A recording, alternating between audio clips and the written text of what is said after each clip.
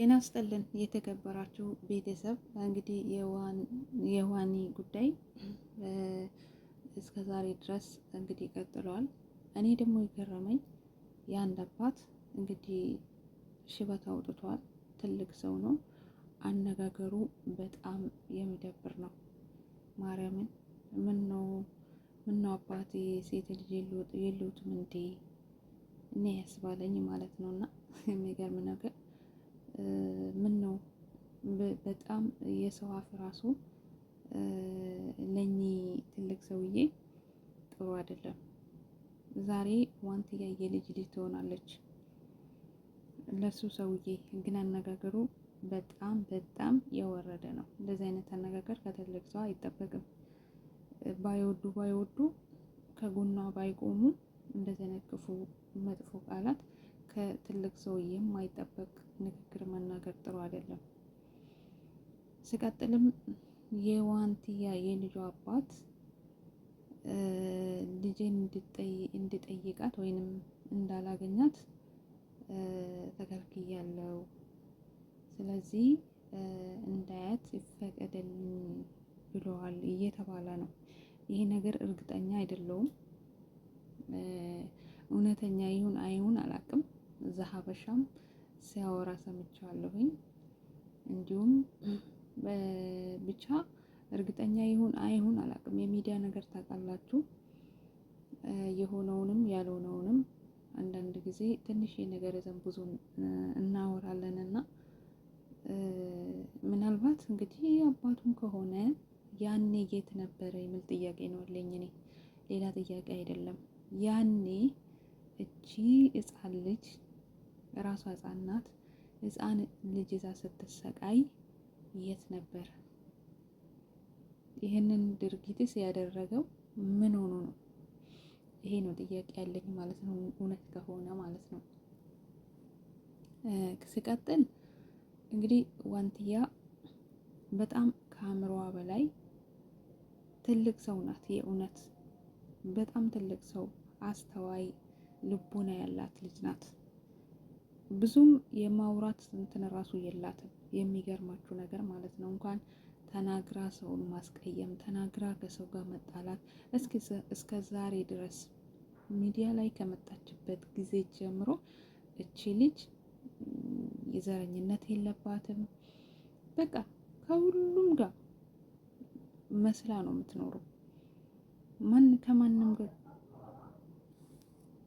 እናማ ከማንም ጋር ችግር የለባትም ልጅቷ። የመኖርና የመኖር ጉዳይ ብቻ ነው የምትፈልገው። ስለሌላ ነገር በፍጹም ከሰው ጋር የመጋጫት ከሰው ጋር እንትን ምናምን የላትም በፍጹም ማለት ነው። በቃ የራሷን ላይፍ ነው የምትኖረው። ልጇን ነው የምታሳድገው።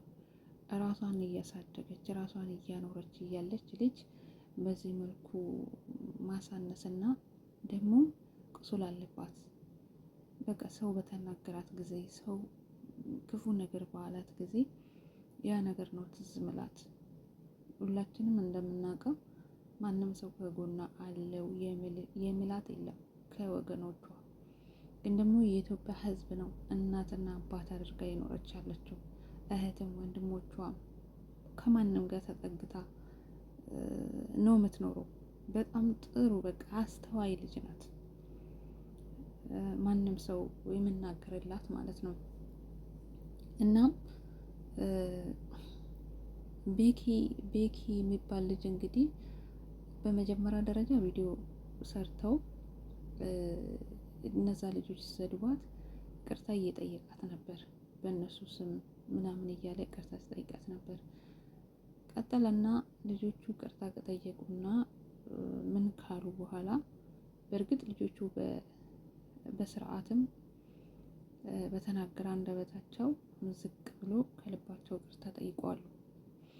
ግን ደግሞ ዞሮ ነገርየውን ወደ ራሱ ነው ያመጡት ማለት ነው። እሱ ነው የሚል ነው።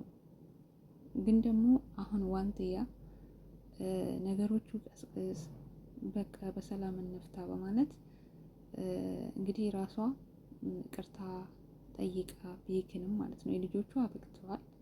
የልጆቹ ከትላንት ወዲያ ነው እንትን ያሉት ማለት ነው፣ ቅርታ የጠየቋት። እሷ ግን ትናንትና ላይፍ ገብታ ነገሮቹን በሰላም እንፍታ መቆም አለበት በማለት እንግዲህ ቤቷን ከፍታ እንደውም ወደ እሷ ቤት ራሱ ስመጣ ሌላ ወሬ ከማውራትም ሸፋፍና ለማረፍ ፈልጋለች።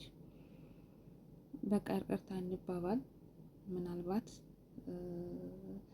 ብዙ ነገሮችን አልቅሻለሁ፣ አዝኛለሁ፣ ግን ደግሞ ምናልባት እኔም ይቅርታ ልጠይቅ ብላ ይቅርታ ጠይቃ ግን ደግሞ ራሱ ሁሉን ነገር ተነጋግረን እፋ አውጥተን ከዛ በኋላ እርቅ የምናካሂደው በማለት እንግዲህ ብዙዎችም ለእውነት የቆሙ ልጆች አሉ።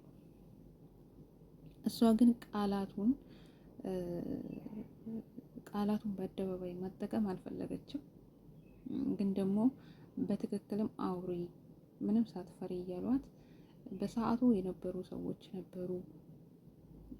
እሷም ደግሞ ደውላ ሜዳ ላይ እንደወጣች እና በጣም እንደተሰማት ብቻ ሁሉንም ነገር በሰዓቱ እያለቀሰች ደውላ ስታናግራቸው የነበሩ ሰዎች ሁሉ ነበሩ። እናም የሆነ ሆኖ ግን ይቅርታ ተጠያይቀው ነገሮቹ አንድ ሁለት ሳይባሉ ያም ቤቱን ከፍቶ እዛም ቤቱን ከፍተው እንትን ከማለት አንዴ ሆኗል የሆነ ነገር ተስማምቶ ከዚህም በኋላ እንደዚህ አይነት ነገር ባይለመድ፣ ምክንያቱም ሌሎች ሴቶች ላይም ይሄ ነገር መቀጠሉ ስለማይቀር እንደዚህ አይነትም ማቆም። ከዛ ቀጠለና እንግዲህ አንድ ትልቅ ሸማግሌ መቼም ልጆች አሉት መሀን ካልሆነ በስተቀር ማለት ነው። ልጆች አሉት ይኖሩታል። ምናልባት ከሌለም ወደፊት እርግጠኛ ነኝ አለው። ምክንያቱም ሽበት አውጥቷል። ሰው ትልቅ ነው። ብታደርግስ ብደፍራትስ ብሎ ነው ማርያምን አንደበቱን ሞልቶ የተናገረ ማለት ነው። ከዚህ ሸማግሌ እንደዚህ አይነት ነገር አይጠበቅም አይደለም መጠየቅ ብደፍራትስ የሚል ነገር ነው።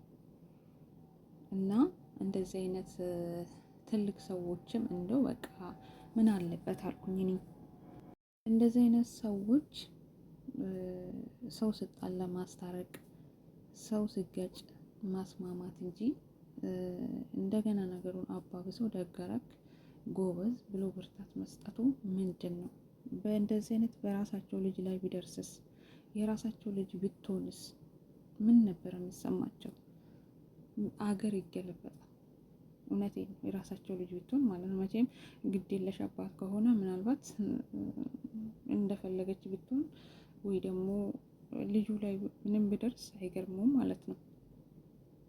እና እኔ ግን ለዋን ምክር ያለኝ ከአሁን በኋላ ማንም ብናገርሽ ማንም ብሰድብሽ ወተሽ አታልቅሽ። አንቺ ጀግና ነሽ፣ አንቺ ጎበዝ ነሽ። ማርያምን አንቺ ከሴቶች ሁሉ በቃ ጎበዝ ነሽ።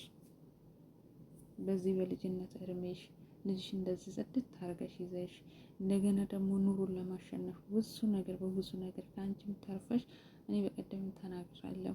ብዙ ሰዎችን የምትረዳ ብዙ ሰዎችን አለውላችሁ የምትል ጀግኒት ናት። እንዴ ጉልበት እያላቸው እና መስራትና መንቀሳቀስ የሚችሉ ጎዳና ዳር ቁጭ ብሎ እኮ የሚበሉት የሚጠጡት ያጡ አሉ እኮ።